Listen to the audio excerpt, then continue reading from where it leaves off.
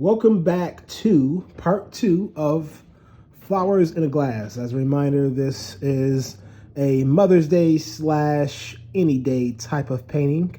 On this segment of the painting, we're going to be finishing off our piece by, of course, adding the final details, starting with the flowers, then some details onto the leaves, as well as we're going to actually add the glass itself. So what we're going to do is we're going to start this piece off with mixing up some pink paint.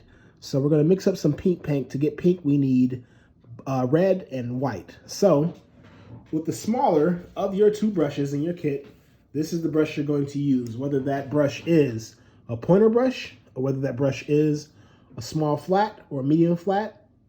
Those are the two brushes that you're going to use, or one of those two. I'm going to use the pointer brush for this, but for other flowers, I will use the flat brush just to show you how to use that. I'm going to mix up some pink paint by taking a touch of red, mixing it with a bit of white. We're going to need more red than white. And we're going to mix up some pink paint. And there's a couple of different ways that you can do these flower petals. So you can either make little plus crosses, such as this, or you can just dab on your paint directly onto the canvas, like this. I prefer a dab method just because it allows you to cover more of the canvas faster, and then we can add the X's, or the little plus signs, later on, because we're just starting with pink. This is a bit of a dark pink. Let me lighten that up a little bit. We're starting with pink, but we're going to add another color in just a second. So we got pink on here. We're leaving some of this area open. We're not completely filling in this bouquet. So we got a little bit of that blue showing like we had talked about earlier. So some of that background or that sky of the window shows through. And then next, I'm wiping off the excess pink paint from my paintbrush, and I'm going to add on just some regular red paint. So you can either do, again, pluses or dab. I prefer dabbing just because it allows me to cover area much faster. We're looking to now start filling in the remaining gaps. You can leave a little bit of that blue present in there to show some translucency. I'm going to get most of the remaining areas. I can leave a little bit of that white background left over because we got one more color to add to this bouquet after this regular red.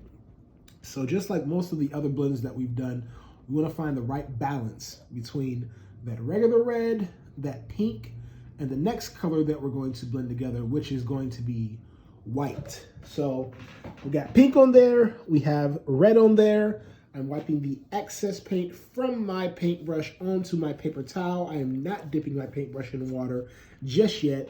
I'm going to take some of that white paint and I'm going to either add your X's or continue dabbing, filling in whatever remaining areas of background are open, and even on top of some of that pink and red. And what's going to happen when you start dabbing in this white, it's going to mix some other areas and turn those pink automatically. And it's also going to give me some bold white highlights to give this bouquet some contrast, as well as some detail and some texture.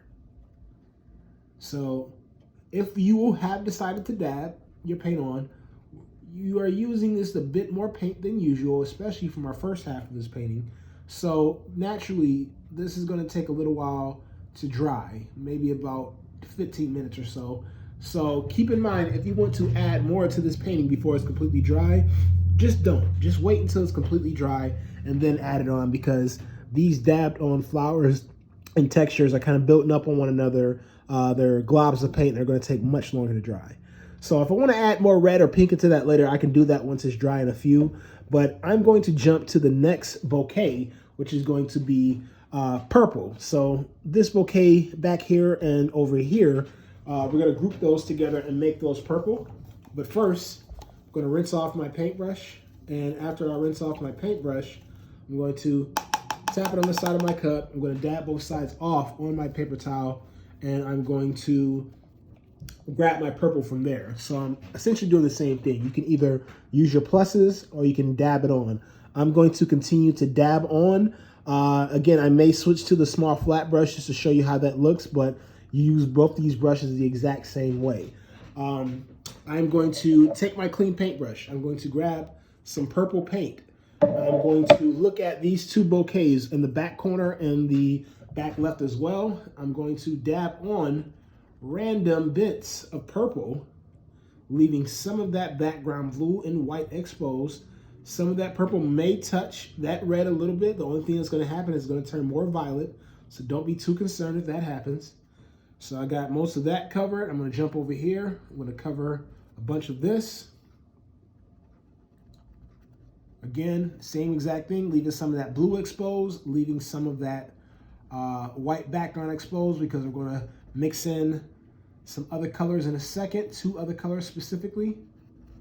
Now I got my purple on, and I'm going to wipe the excess paint from my paintbrush onto my paper towel. I am not dipping my paintbrush in water. Next, I'm going to grab some blue. So I'm going to take a little bit of blue and dab some blue into some of that purple.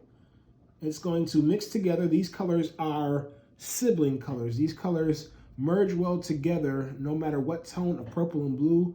Purple and blue work well with one another because they're directly next to each other on the color wheel. So I'm adding in blue to bring out some of that purple contrast. I'm wiping off the excess blue paint from my paintbrush onto my paper towel. And then, just like I did with the pink and the red, I'm going to touch on some white. That white's going to create more texture, it's going to create more blending, it's going to create a more dynamic effect to the overall look of the actual piece itself.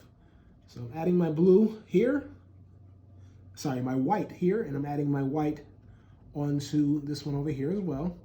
Notice that when you dab, it just covers a lot of area faster, and then the randomness of this dabs are kind of making more variety to our piece as well. So I always just say go to the dabbing method when you're looking to kind of add texture to flowers and things of this nature, just because it does it fast and it does it well. So I got my purple flowers all done now. And next we have just the actual regular blue. For this, we're going to rinse our paintbrushes off, get them nice and clean. Tap it on the side of the cup. Dab both sides off on your paper towel. Get that paintbrush nice and clean. We got a cleanish paintbrush. We're going to use blue for this step. Same exact type of formula. We're going to take that remaining open area. We can still see some of that brown from the wood in the background. We're going to let some of that kind of peek through still. And we're adding our blue on.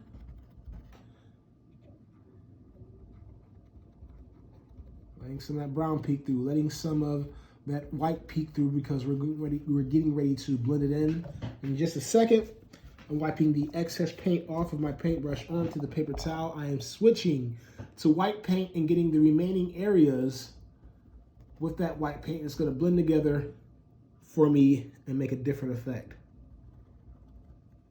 The white against this blue is going to help us tell the difference between the blue and the bouquet right above this one, which has the purple. We don't want those to look too similar, and we don't want these blue bouquets to blend in with the background. So the white kind of helps us to avoid that problem by blending it in, kind of dabbing it in. It's gonna make things kind of stand out apart from one another. So I got my blue all done.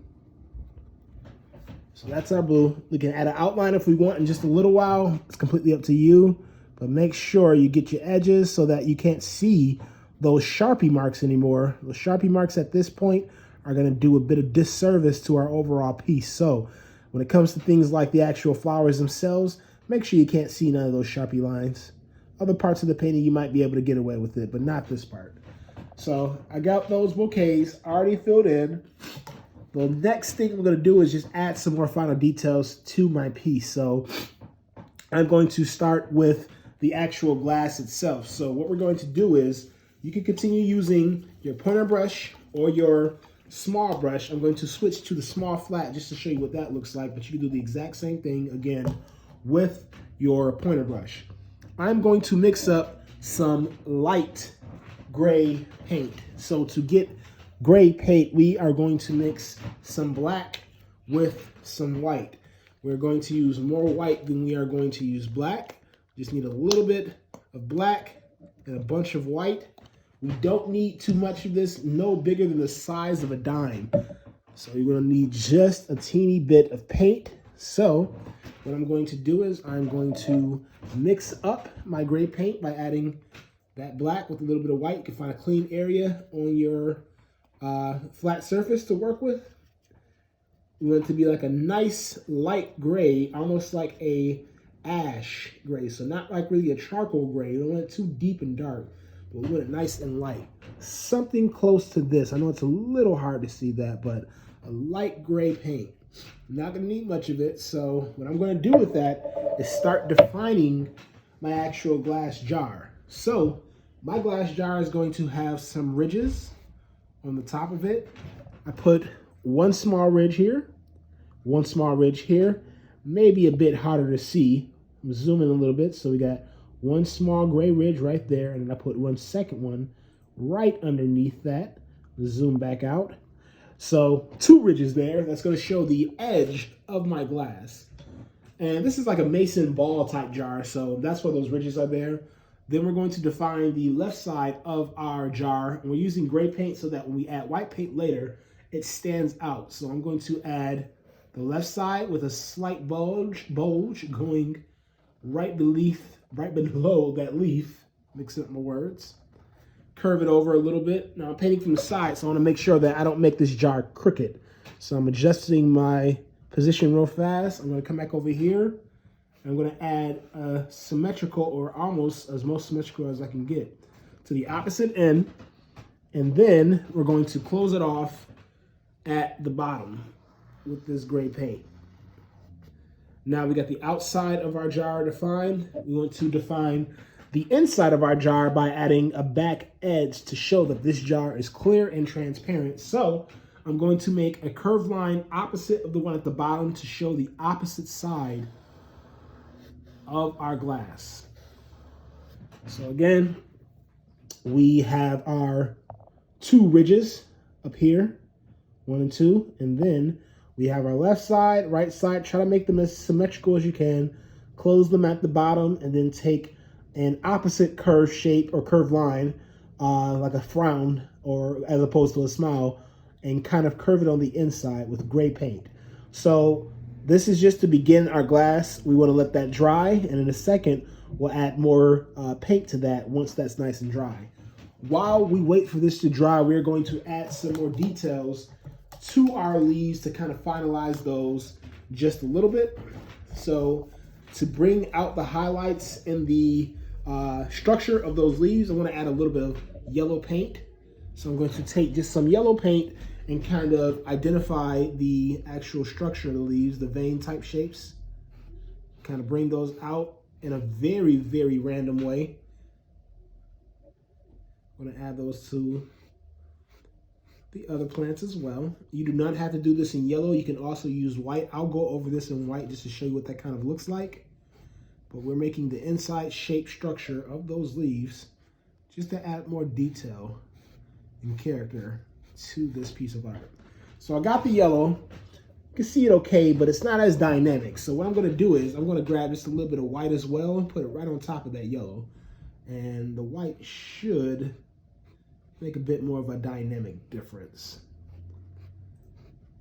And it is. So I'm going over the yellow structures or stems and veins with white as well. If you don't like this at all, feel free to paint over it by letting your piece dry and then simply giving it a layer of green again to kind of paint over that. And remember, mixing green is yellow and blue.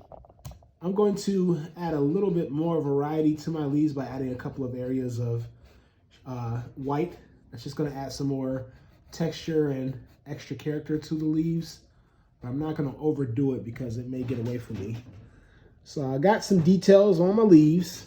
The last thing that I need to do is to add the rest of the dimension to the glass. So what I'll do is you can either use your small flat or your pointer. The pointer is going to work really, really good for this.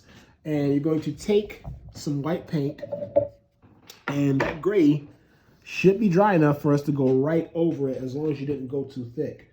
So, taking some white paint with my pointer brush, and I'm going to literally go over the same areas in gray as I did with white.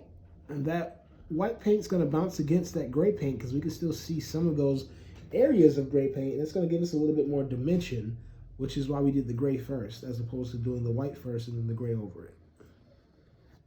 So we got the sides, the bottom, we have the ridges. Let's go in and let's do the opposite curve. And then the fun part, you can watch me first. I'm going to add some glare.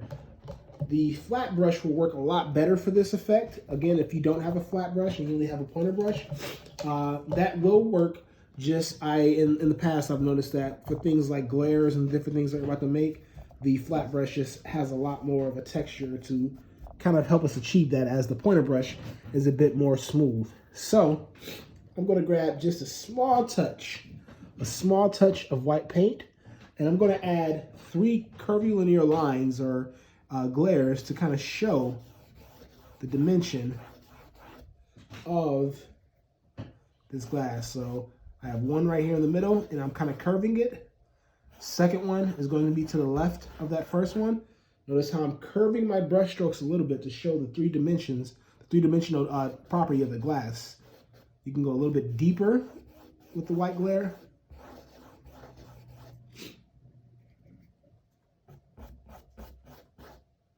But you can see by the shape of that glare, it's adding some dimension to that glass. It's making this piece look a lot more painterly. At this point, our piece is technically done, but it's the fine bells and whistles that we add to the painting that make all the difference. So over the next 2 to 4 minutes, I'm going to quickly add in small details in hopes to simply give you some more ideas. So again, you do not have to do these things. If you would like to, I would recommend pausing the video as much as you need to, rewinding it as much as you need to kind of achieve some of these things. But I'm just going to do them really, really fast. I'm using my flat brush, my pointer brush to flatten it out and give my leaves a little bit more structure by adding a black outline. This is a bit harder to do if you don't have practice, so take your time with it. If you get discouraged, take a break, let it dry, try it again.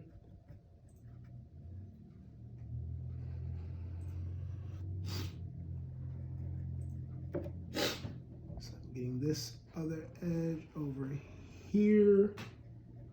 Gonna get this leaf edge here.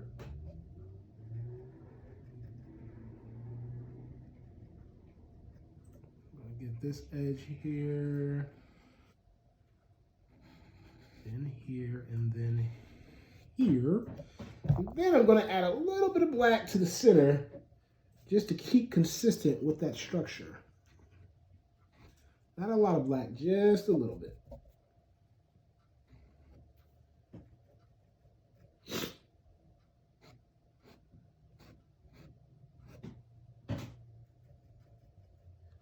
Making those leaves pop just a little bit more.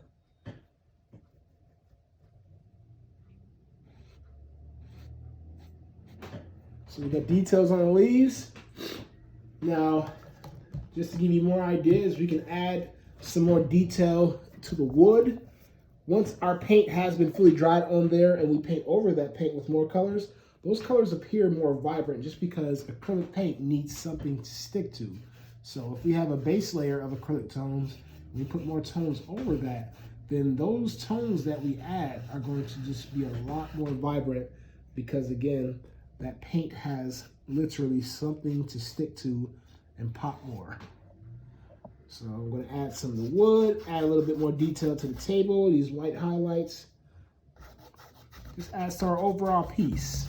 I'm going to add a little bit more of a glare onto my glass because that has dried up for me, so I can add more, make it more vibrant.